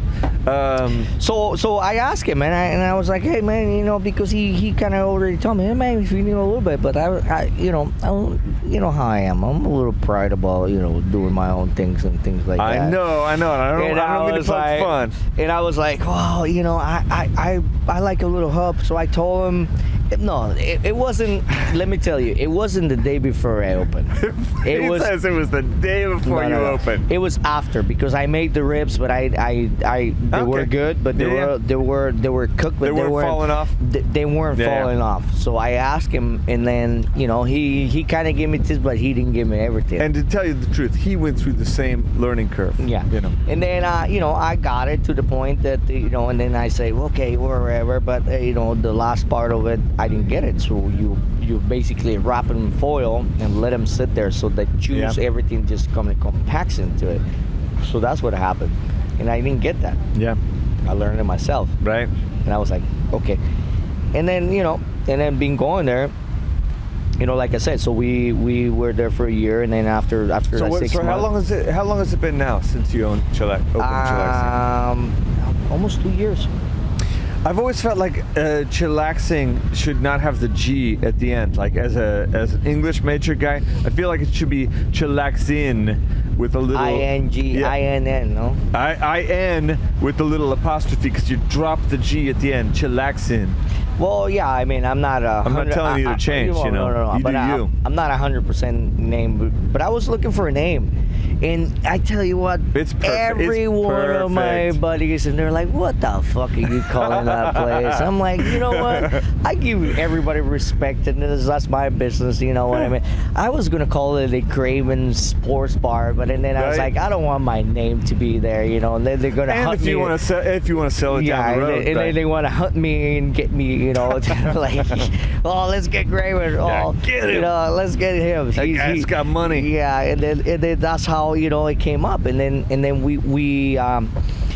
we get it going, and then spend more money, expanded the place, opened it up, because when the smoking pig used to be there, it used to be red, ugly, kind of like so I changed. Oh, those guys were also doing kind of like super basic and stuff. Blue. So I took all the tables from inside. I say this is gonna be the sports area, and then people loved it. It's tough to put a bunch of money into a place if you don't own the property and stuff, but you've invested in that place.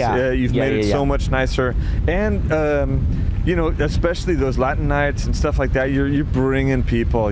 People love that place. Yeah, people love the place, and then I have a lot of respect for you too, because you send me a lot of customers, and every one of them they say, yeah, we went to Justin the Sailing Center, man. and he's the guy. Because I tell everybody to go there, and then that's a great thing, and then like any restaurants, sometimes we're not going to please everyone. For sure. And someday maybe that food didn't came as quite as good. But everybody that comes into a restaurant comes with their own problems. Exactly. But they have family problems. They got women problems, whatever. And then people are like, and it was great because I have so many friends from like Texas. You know how they are so proud. Oh, everybody's telling them, we're barbecue. Hey, did they say everything is bigger in Texas, eh?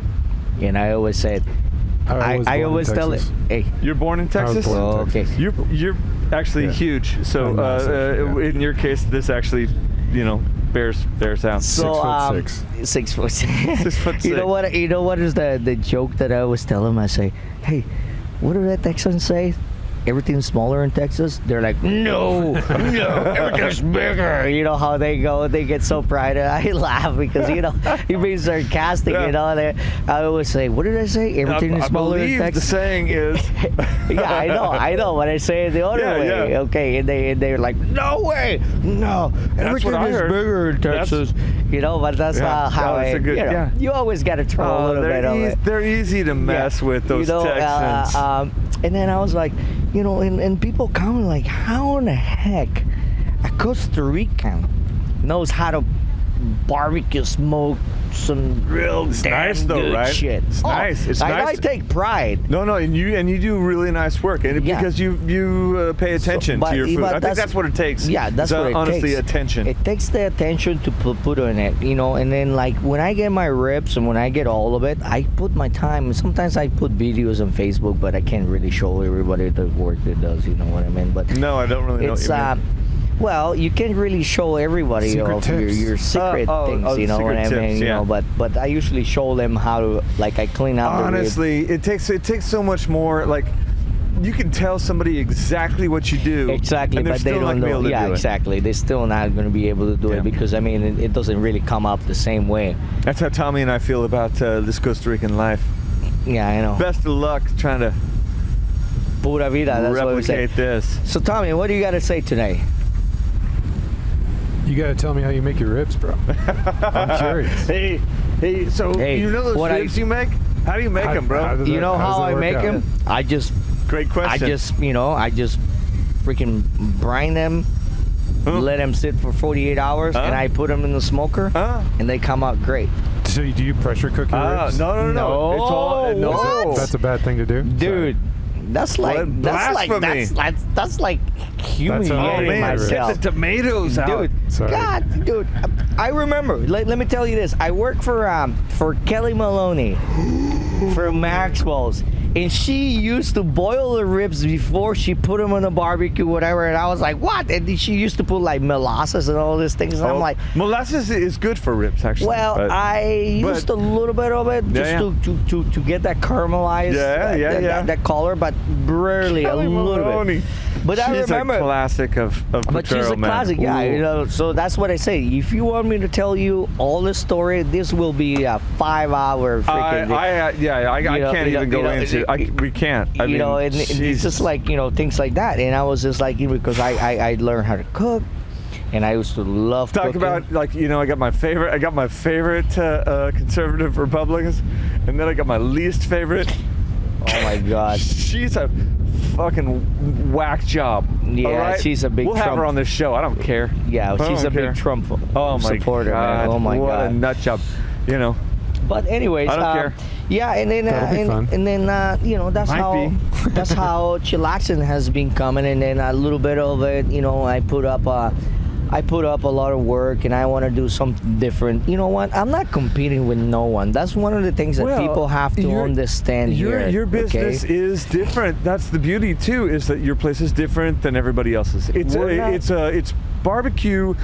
But it's also Tico. Yeah, but I'm not competing. Really cool. And I tell everyone, I said, you know what? You don't want to eat at the same place all the time. And I refer people to the Sailing Center. The Shack is one of my favorite places. Love the Shack. Melissa, it's so awesome. Tony is one of my greatest buddies too, and they support one of me. the best places Gritanga, the brewery. It's my wife's place. TJ. No, I love TJ and Kathy. I don't really visit Perlas. I love.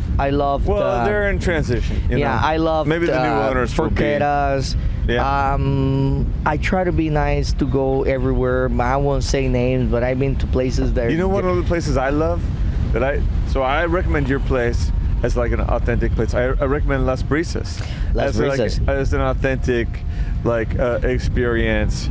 And Estero Azul. There we go. Estero Azul. If you want to eat locally the best fried snapper, you got to go there, dude. So who's got the best ribs in town?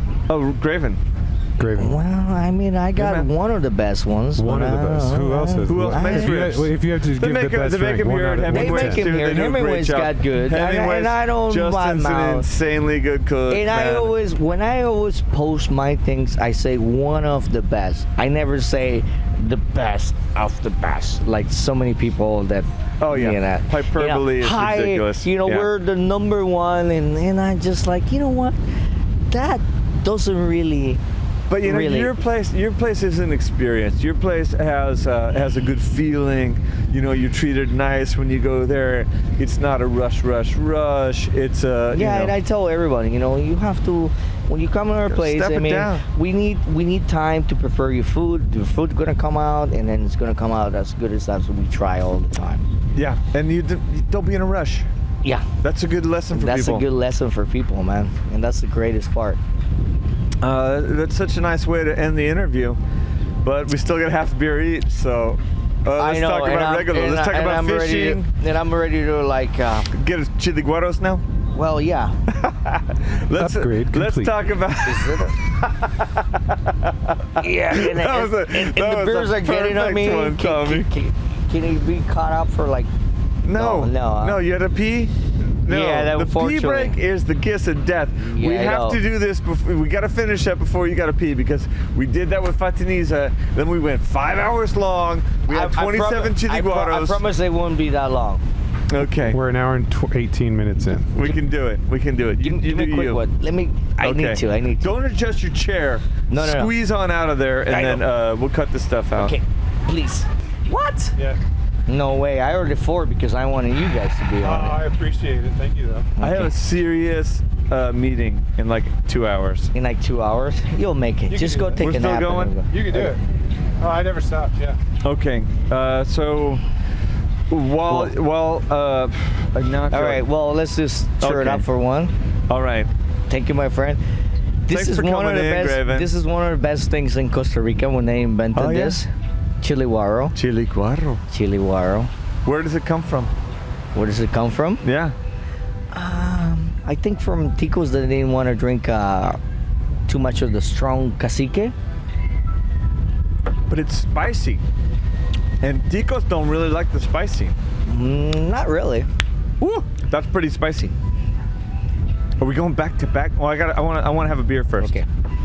So So let's talk about let's we were talking about chillaxing, but I think that I really also I want to double back and let's see. This is the problem when you got to go pee, man. yeah, I know. Sorry, man, but my bladder is not that big. Mine's huge. And that's the problem. Yeah, that's what she said. I know. That's not what she ever said. No, she never said, "Oh, you have such a big bladder."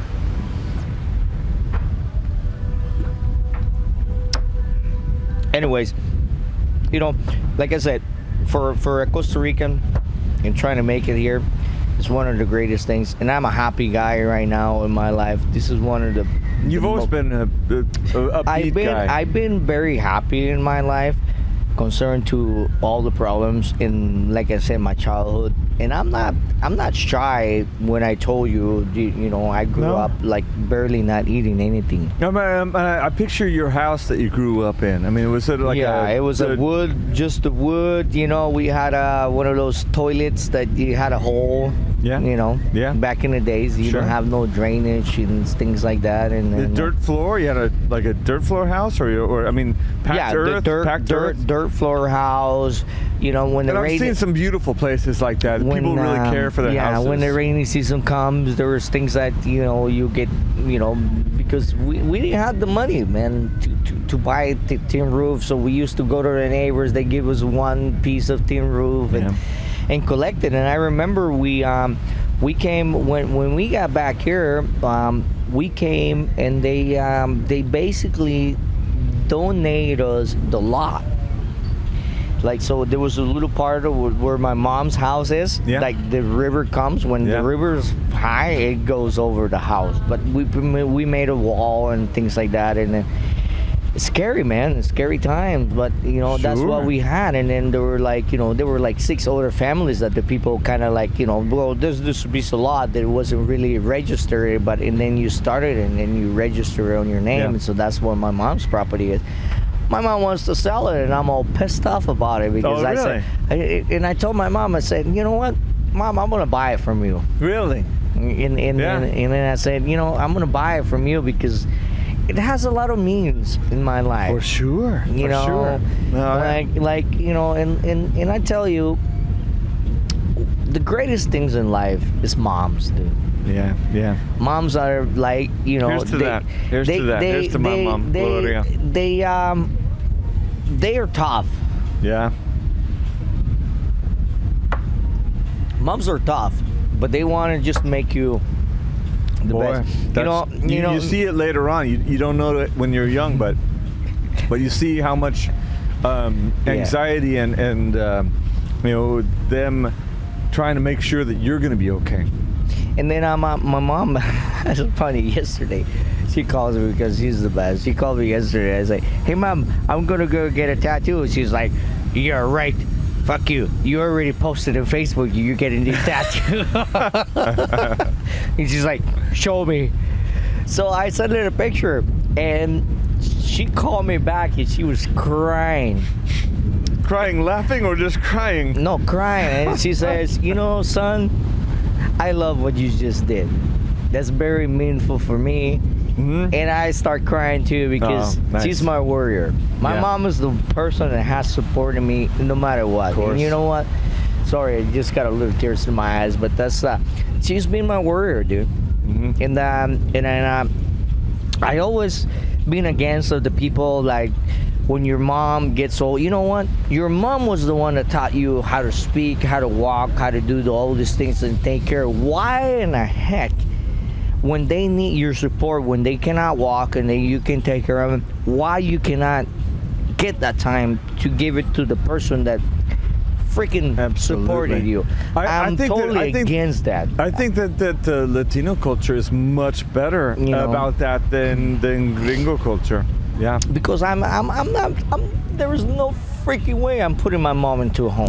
No. We talk about bringing Patricia's. You know, my parents are both gone, but we talk about Yeah, dude. bringing Patricia's mom down, and we're doing what we have to do. There's got to be the time, and I know even a There's lot so of much to people, pay back. friends, they're like, you know, and then they get sad because the parent asks, you know, many questions, and that was same as you as Sure. a kid. You know, me and having a stepdaughter, you know, is the same as, you know, she asked me many things, and I have to have the patience to teach her, because you know what, when you get old, maybe she will support us, or who knows. But that's that's how I am. Yeah. I'm like, my mom's never ever in the heck way is gonna go to a home. Yeah. You know, I'm gonna have the time, and I'm gonna put up, because you know what, she had the time, Absolutely. she had the patience. I remember I used to show up after partying all freaking drunk, whatever, and I say, hey mom, hey, I gotta get up in 3 hours. And she'll come, the alarm will sound, she'll get up, she'll smack me, she'll like throw water on me, and she's like, and I'm like, oh, and she'll do everything. Yeah. Dude, that was one of the most amazing things. And before alarm clocks did not work, I don't even know how in the heck my mom got up at that time, will get me up and get me to work. Yeah. Even if I still was drunk, she'll get me in there. She's like, you gotta go to do what you promised you were gonna do. Yeah. Like, you gotta be, you know, a reliable person to go do what you gotta do. And I laugh. And then, like, now is just like, you know, laughing with her, because, you know, it's lucky for me, I still have my mom. Yeah. Yeah. You are lucky. I have so many friends, you know, and lost and this and that. And then, you know, the best part, like I always say, you always got to live the way you have to live it. Why you got to hide things, you know, and kind of like, you know, you have to experience it. Because once you're gone, you're gone. You ain't going to experience anything. So I'm not a rich guy. I'm not poor anymore. But I'm not like crazy going to blow off things. But I like to live our life, because you know what? It's time. You know, when you see your things that get a little success, but you know, you get to your way, like you can be able to afford and go out. Yeah. I don't really go out that much, but you know, I like to go out. I like to come here, because you know, you guys, company, Joe and Justin, we're really, fun. We're really fun. good friends. Yeah, Sure. Sometimes. Yeah, not that much. I'm the same. Don't end this as on a boring note. I want to know one more thing. Okay. You've been here for 30 years. You've grown up in this area. What do you mean, 30 years? I mean, you're an old man, Yeah. and you've grown up here, and things have changed. And what I wanted to ask you is, why have you stayed here? Why have you stayed here, and why? You know, I think maybe the guys that you grew up with probably aren't here in this area anymore. Why have you stayed, and what do you think about the way that it has changed and the gentrification of this area? Okay, I actually, this is why I bought my farm. Okay, like I always say, with no harms, with no hurting anyone. I always said things has changed. You know what? Because there's so much. When did it change? I mean, it changed a little while back, but lately, it's just a rush of everybody. Yeah, you know. it's when the sailing center came in. No. We changed it's everything. when everybody is just had about selling, and it's about you know all of this. It just when like when those guys there's mercenaries. There's I know what you mean. And I respect their work. I respect everybody, but because they see an opportunity, they come and get it. And it should have came up how it used to be, just a little community, people roll in. Now it's everything about money, about who's got this, who's got that, and it's kind of like it changes, man. Like you know, and people were talking about the robberies the other day. I'm like, robberies have ceased the whole freaking time, even we were here. Yeah. You know, there's still people robbing. I mean, it's sad. it's sad because I don't want to get robbed. I don't want you to get robbed. I don't want anybody to get robbed because you know what?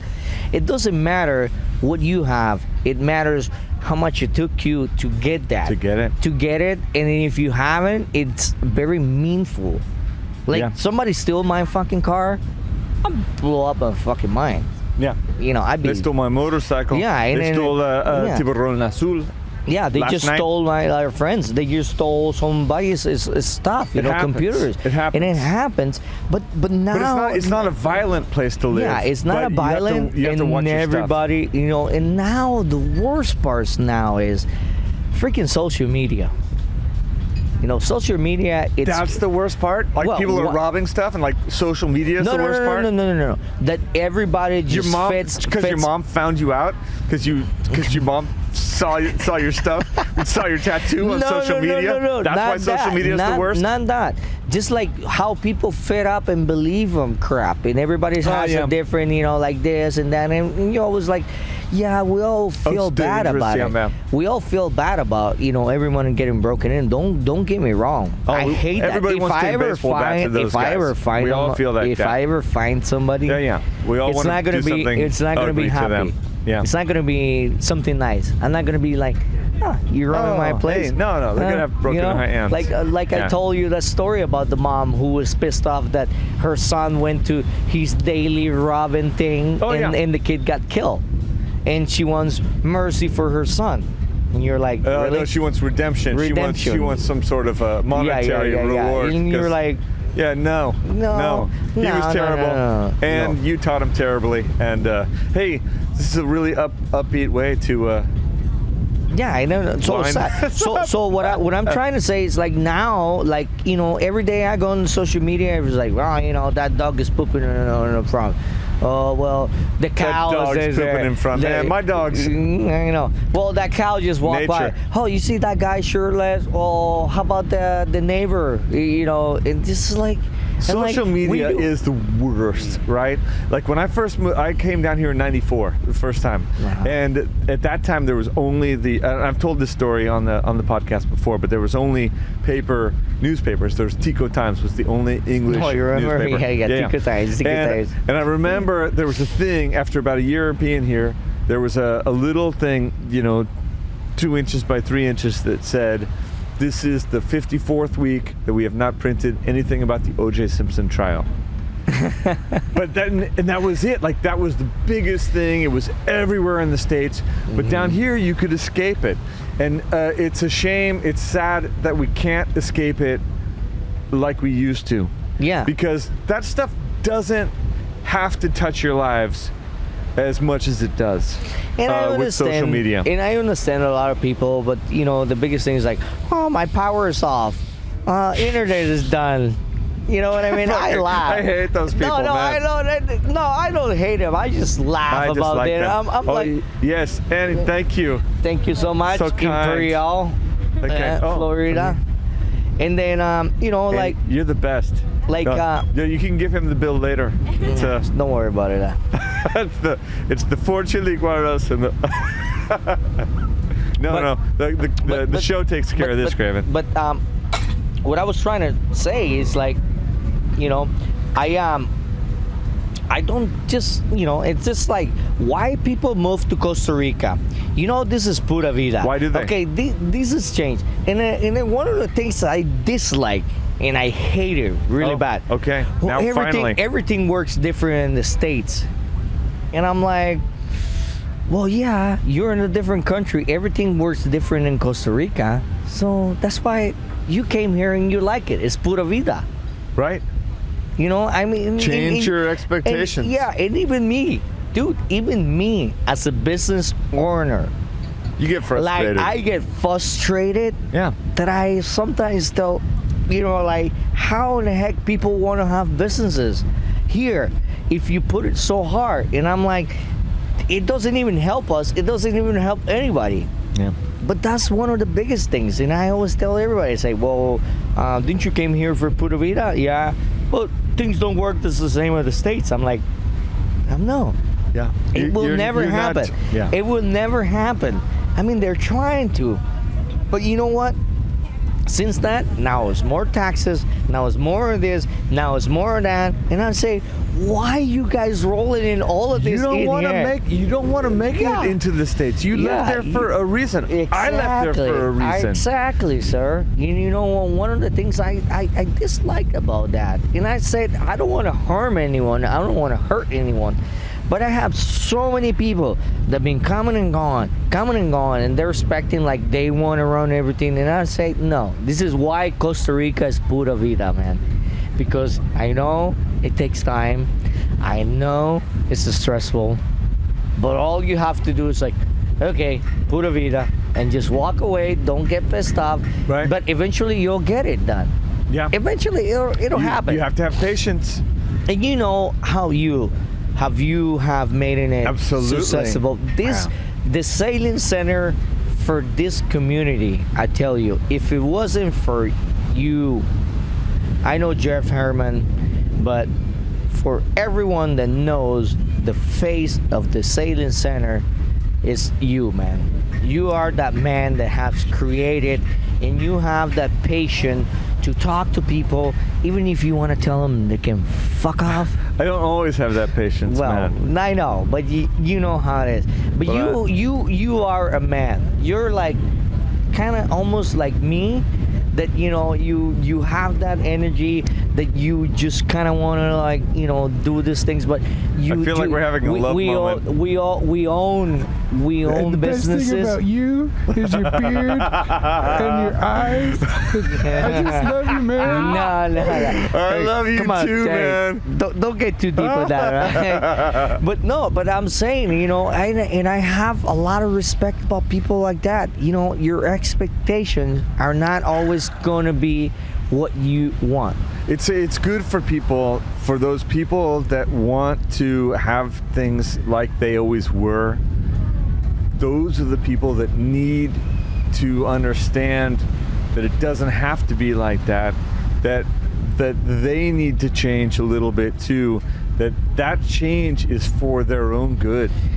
Yeah, and then even like what we're talking about, I mean, things take a little time, but that's what Pura Vida is all about. Pura Vida. I used to have a friend who he's Joseph, not Joseph here, but he used to be a buddy, Joseph. He says, Pura Vida my butt. He's just like, My like, butt. My butt. I don't know why he says that, but he's like, Pura Vida my butt. He's like, because I sit down and I have fun. Like everybody just want to stress and run in life. I say, no. Pura Vida is in my butt. When I sit down, I relax and I get everything done, It's true. It's all about perspective. And that's what I just said, So why people want to have so many expectations of their own? We're like, okay, I read something today. I read something so funny. He's like, what else I gotta learn about Costa Rica? What else I gotta learn about Costa Rica? My fridge, started, broken in. I don't have gas. Like when I was cooking The guy that said he was going to bring the gas didn't show up. Well, no. They say, well, I only have one propane tank and I don't have an extra one. Why does the power goes out? Why sometimes the water gets, like my bills don't shut off? You're like, dude. Yeah. Pura vida. Pura vida. Pura vida. Walk to the beach. Take a little break. Take it that's easy. what somebody said. When that happens, don't have your whole life hinging on the fact that the water went out for a couple hours. Yeah, I know. Business owners deal with it. Everybody deals with it. Oh, dude. You're not the only one. You live in a community. Because everybody wants to have Doesn't have everything to be perfect. right there. They want everything perfect. Right. It doesn't happen. You're in Costa Rica. It doesn't happen. It doesn't have to happen. Yeah, exactly. And it should, it should not ever happen. You shouldn't expect it. You know what? That's why you keep people busy. It's your problem. That's why you keep people busy. If that happens, people are busy. If they're not their own, they are in their own world, like those nomads right now, and everybody. My internet is gone. Everybody hates a little bit. You hate the nomads, right? Because Costa Rica has a new law about the what do they call them? Internet nomads or what are the Digital nomads. Digital. nomads. Thank you. And in a way, you're like, yeah, man, come on down, spend some money, have a good time, bring more money into the economy, but a little bit like, go fuck yourself with your expectations and your need to have a perfect internet. Like, and go one suck thing, it. Like you're the worst in a way. Okay, And there have been some lovely people that have come down doing that. But honestly, one thing as a personal, don't hate me. Okay. But I always was. I will judge you. I always was against that little border around in and out. I always been against that. What, me as a perpetual tourist without my residency? You mean that one? Well, yeah. Yeah. I always been against it. I mean, you gotta go to Nicaragua, support it, go for man, 2-3 days. I've been 2 years trying to get residency here. I mean, I paid all my money, and they're still holding it over my head. I know. Pura vida. Pura vida. It's not me, man. It's you guys. It's you guys. I know. But for many people, I get you. Craig Ledbetter is like that, right? You know, perpetual tourist. You know, you should be able to, like, you know, if you come down here, you'd be able to take those 3 days and go do something, you know, whatever. But I mean, it's easy, but that makes it so easy for some people. And I said, I'm not against older people that come down here and work, but there's so many people that take advantage of that. Oh yeah, and you know what is the most? What do you mean? Who's working? Not the old people, not the old Canadians. So many people. Okay? Not the old and Canadians. They laugh. And I have so many people that they laugh. And they're like, well, Costa Rica, we just go there, pay $45-50, and then and we're out. Woohoo! And I'm like, yeah, it used to not be that way.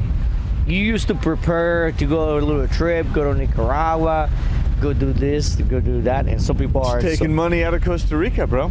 But we all deserve. They deserve the money. We all deserve the money. We're in a neighbor country. I'm a huge Nicaraguan fan, but I'm not really sure I'm understanding what you're saying. What's your point? No, my point is like let's get into it now. They should get everyone to leave 72 hours to go somewhere and get their finally, we're gonna have the fist fight online, man. No, not a fist fight, but I'm just saying. That's what it should come up to. You know, not being rude. That's the law. I think it's a good law.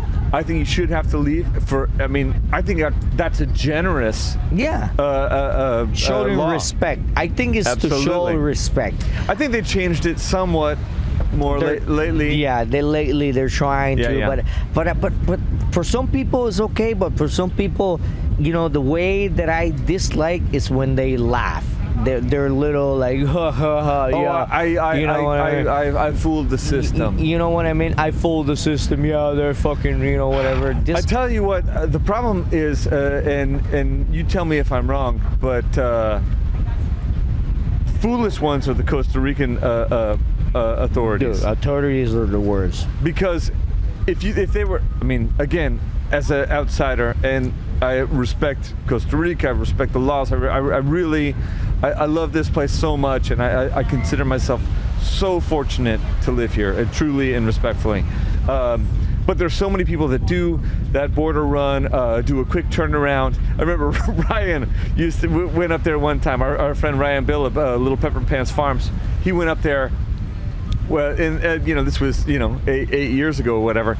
He went over, crossed the border, went and bought some rum, changed his shirt, changed his hat, and came back across the border and said, and the border agent said, "How long you been in Nicaragua?" And he said, "I don't know, a while." And then he ran his passport, and it came up, and he said, "You've been in Nicaragua for 15 minutes." Oh, okay. Well, yeah, more or less. Yeah, maybe. Okay, 15 minutes. Yeah. So, I know. It laughed. I know. It like you're laughing too. I don't want this to harm my friends because I love everybody, but they should have what they make the have. laws. Make the laws exactly. For my part, oh my God, no more chiliguaros. Two honest more. to God. Last one. Okay. Mickey. Oh my God, it's gonna be as long as Have a great Fontanisas. day today. I have so many meetings today. Yeah. So I'm with you. I'm with you. Yeah. I'm loving this. If Costa Rica was smart, and I think Costa Rica is smart, but I think that they're not as smart. This is as something that's stupid. Dude. Every one of us gringos, every one of us expatriates living here as tourists would pay $500 every 6 months to not have to go to the border, especially the people that live in the middle of the country. Yeah, dude, leave something like that. And like put I it said, on the table. Make it official. We don't want to make that trip. Yes, sir. That's what I said. I want to be easier for everyone, but it should be the line where you said, okay, well, this much you have to pay if you want to stay, or you want to do it, just go do it. Go do it. Yeah. But if you don't, if you want to pay for 6 months, pay your $500. Yeah, totally. There are so many retired Canadians and gringos Americans and probably and Italians. Europeans. I would say the Italians it's too, all mixed now. but I feel like the Italians are different. They're totally. Yeah, well, they don't want to spend any extra money. Let's not even start there, because that's I love the Italians. I love the Italian village. Anyway, that's a whole nother discussion. Yeah. So now one of our biggest. We're not waiting for that chiliguaro shot. Now for one of our biggest thing is what I feel sad is that everybody keeps talking is like there's no more homestaying for people that work for us. Like, let's say that's a big thing. No one. Like, let's say our collaborator employees. Yeah. Okay. It's a big problem. Sorry, in Costa Rica we cannot call them employees. You have to call them collaborators. Hijo de pucha. See, yeah, I know. Oh, there's a big thing. Vicky is the best. She has done the best thing in for so long. She's the smartest, hardest working Costa Rica. person I know. Cartago, Turrialba. Turrialba. San Jose. ¿De dónde está? Okay. San Jose. And she's been very faithful for Joseph. Yeah, she's hardworking. Okay, girl. And let's get going. Chiliguaro. So Salud. Going back, it's going back. We can't go back, bro. No. We're 2 hours into this interview. We're not going forward. back. No, Nobody's ever gonna see this. Going back to what we were talking about. Nobody's gonna ever invest 4 hours of their lives to watch you and me talk. I mean, might be a two-parter. Holy hell! It's gonna they're gonna have to paint the whole garage to watch this video. Tom or Tommy? Tommy. Okay. Tell us a little bit about you. Oh, hell no. What do you think? We are 2 hours what are you into doing? this. Oh, okay. All right. Hey, everybody. Thanks for tuning into this Costa Rican life. This is like so many things in Costa Rica. It's just going to go on forever if you let it. I'd like to thank my guest today, Greivin, the owner of Chillaxing in Potrero. I'd like to thank Tommy Scully Jr. and I'd like to thank Lenny O'Shea for her efforts. Joseph and Justin for letting us. Hemingways. I'd like to thank. Who else should we thank? Our lives and our good things. Your mom. But anyway, our moms. Yeah. But just like we all tell me about your life. Tommy, we wanted you to say something, but he cut you off over there. Hell yeah, no, I know how this goes. Greivin, thanks for showing up, man, and thanks for talking to us about your experiences here, and I appreciate it, dude. All I said is, you know what? This is a very small community. The best thing is, like, we should all work together. We should all do a lot of great things for each other, like we all support. Yeah. You know what I mean? Sharing it's great. is caring. Sharing is a given thing, and God, I'm not a very religious thing, but I believe in God. Okay. But God gave us one reason to be in this. Tell me more about God. No, I know. No. And then there's one out there. Okay. Amen. So it gave us a reason to be here. Otherwise, we would not be here.